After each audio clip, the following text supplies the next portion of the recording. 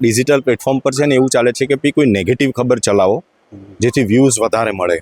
સેવા કરવી હોય, કોઈ સારા ઉદ્દેશ્ય હોય, કોઈ સારું વિઝન હોય તો 100% આવજો. કે આંસू निकले तो खुद पूछना, लोग पूछने आएंगे तो सौदा करेंगे. નમસ્કાર દર્શક મિત્રો, ટોક વિથ ભાવનગરમાં હું છું નીતિન સોની. આમ તો કહેવાય છે કે પત્રકારત્વનો જીવ છે ક્યારેય નિવૃત્ત થતો નથી. વર્ષો સુધી મારી પોતાની વાત કરી દઉં. 10 વર્ષ જેવો સમય ગુજરાત સમાચાર, 12 વર્ષ જેવો સમય ઈટીવી અને ત્યારબાદ 12 વર્ષ જેવો સમય વીટીવી. તો વાત કરી છે પત્રકાર માટે એવું કહેવાય છે કે પત્રકાર છે એ ચોથી જાગીર છે, પરંતુ તેમની કડવી વાસ્તવિકતા શું છે એમના જીવનમાં પણ ડોક્યું કરવું છે. મારી સાથે એક મારા મિત્ર જોડાણા છે, વીટીવીમાં જેઓ સાથે હતા, જેડી ગુજરાતી તરીકે આપણે એને ઓળખીએ છીએ. જેડી આપણી સાથે જ, આપણે તેમની વાત કરીએ. જેડી, સૌથી પહેલો સવાલ, એક પત્રકારત્વના ક્ષેત્રે આવવાનો વિચાર ક્યારથી આવ્યો, શા માટે? ખૂબ ખૂબ આભાર નીતિનભાઈ. ભાવનગરની તમારી ભાવેણા નગરીમાં અમે રિપોર્ટિંગ કરવા આવ્યા છીએ. કૃષ્ણકુમારસિંહજીની ભૂમિ છે અને આપે મને ઇન્વાઇટ કર્યો એ માટે આપનો ખૂબ ખૂબ આભાર. 1 થી 10 ધોરણ સુધી અમારું મૂળ વતન બનાસકાંઠાનું પાલનપુર તાલુકાનું ગામ છે. તો 1 થી 10 ધોરણ સુધી ગામડે જ અભ્યાસ કર્યો અમે.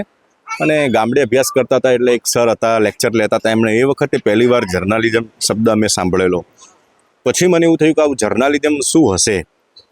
પછી એમાં મેં રિસર્ચ કરવાનું શરૂ રાખ્યું. પછી જોયું કે ભાઈ આ પત્રકારત્વનો કોર્સ છે. એ સૌથી પહેલો આઈડિયા ત્યાંથી આવ્યો. પછી તો બહુ લાંબી જર્ની ચાલી જાય. પછી તો આણંદ અભ્યાસ કરવા ગયો, એના પછી દિલ્હી અભ્યાસ કરવા ગયો, અને એના પછી આજે તો 14-15 વર્ષની સર્વિસ પણ થઈ ગઈ. જેડીભાઈ, સૌથી મોટી વાત છે એક પત્રકાર તરીકે જ્યાં જતા હોય ત્યાં માન સન્માન મળતું છે, કંઈક બાયકોટ પણ થતો હોય છે, કોઈક ધિક્કારતા પણ હોય છે કે પત્રકાર આવ્યો છે. શું છે આપની સાથે આવો કોઈ અનુભવો ખરા?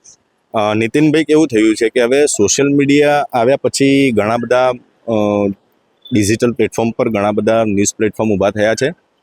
કેટલાક લોકો સિદ્ધાંતો સાથે કામ કરે છે, કેટલાક લોકો સિદ્ધાંતો સાથે કામ નથી કરતા.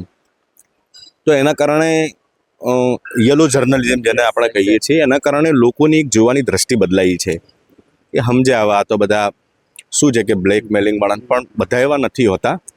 અને બીજી વસ્તુ એ છે કે પત્રકાર એટલે એવું નથી કે ઓલવેઝ તમને માન સન્માન મળે. તમને ધુતકારવામાં પણ આવે, ક્યારેક ક્યારેક તમારી ઇન્સલ્ટ પણ થાય. તો ઠીક છે, આ ક્ષેત્ર છે, એમાં આપણે કંઈ વિશેષ નથી કરતા. ઘણા બધા મહાન જર્નલિસ્ટોએ બધું સહન કર્યું છે. અને ભગવાન શંકરે કડવા ઘૂંટડા પીધા હતા, તો આપણે સામાન્ય માણસ છીએ એટલે પીવા પડે. અને જર્નલિઝમમાં હું માનું છું કે તમારું જર્નલિઝમ એ જોવું જોઈએ કે તમારા કંઈક કરવાથી કોકની લાઈફ ચેન્જ થતી હોય. એટલે ખાસ કરીને જમાનો એક તરફ અત્યારે ક્રાઇમ ન્યૂઝનો છે, ફટાફટ બ્રેકિંગ ન્યૂઝની જે હોડ ચાલી છે, ટીઆરપીની હોડ ચાલી છે, એની વચ્ચે પોઝિટિવ ન્યૂઝો અથવા સકારાત્મક સ્ટોરીઓ અખબારો હોય કે પ્રિન્ટ મીડિયા હોય કે ઇલેક્ટ્રોનિક્સ મીડિયા, કેટલી વાસ્તવિકતા શું છે? બહુ સરસ પ્રશ્ન પૂછ્યો તમે. મોટાભાગના ડિજિટલ પ્લેટફોર્મ પર છે ને એવું ચાલે છે કે ભઈ કોઈ નેગેટિવ ખબર ચલાવો જેથી વ્યૂઝ વધારે મળે. કોઈની પાછળ પડી જવું, એકદમથી સતત એવું રિપોર્ટિંગ કરવું કે ભાઈ એમને એવું લાગે કે હું જબરો છું, એમ સનસનાટી કરી દેવી. એવું નથી.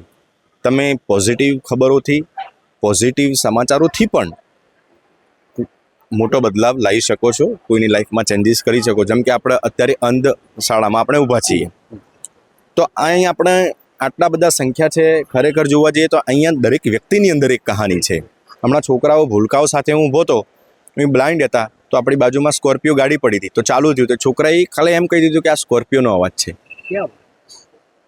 તમે વિચારો, કહાની તમારી આસપાસ બધે જ છે.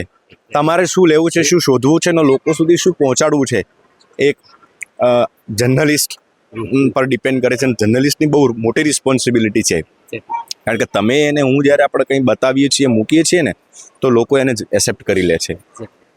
જેડીભાઈ, સૌથી છેલ્લો સવાલ વાત એ છે, આજની યુવા પેઢી પત્રકારત્વ ક્ષેત્રમાં જોડાય, શું ધ્યાન રાખવું જોઈએ, શા માટે જોડાવવું જોઈએ, એક એમના માટે મેસેજ યુથ માટે? બહુ સારો પ્રશ્ન છે.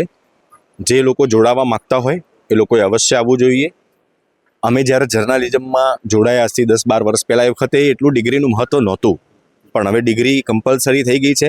ઘણા લોકો મને સોશિયલ મીડિયામાં મેસેજ કરતા હોય છે કે આવું હોય તો શું કરવું પડે. તો એમને હું કહી દઉં કે જર્નલિઝમ એક પ્રકારની ડિગ્રી છે.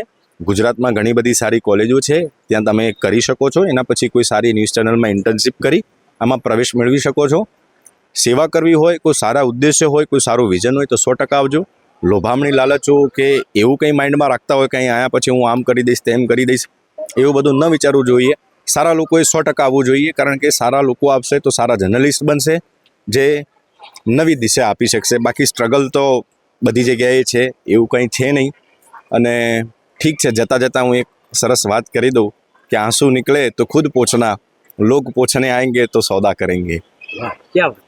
દર્શક મિત્રો, આ હતા જેડી ગુજરાતી. આજની યુવા પેઢી એમને ફોલો કરી છે. ખાસ કરીને જે પ્રકારે એમણે વાત કરી, ન્યૂઝ આપણી આસપાસ છે, પરંતુ તેમને કઈ દ્રષ્ટિથી આપ જોવો છો એ મહત્વનું છે. ફરી મળીશું એક નવા વિષય સાથે. ત્યાં સુધી રજા આપશો.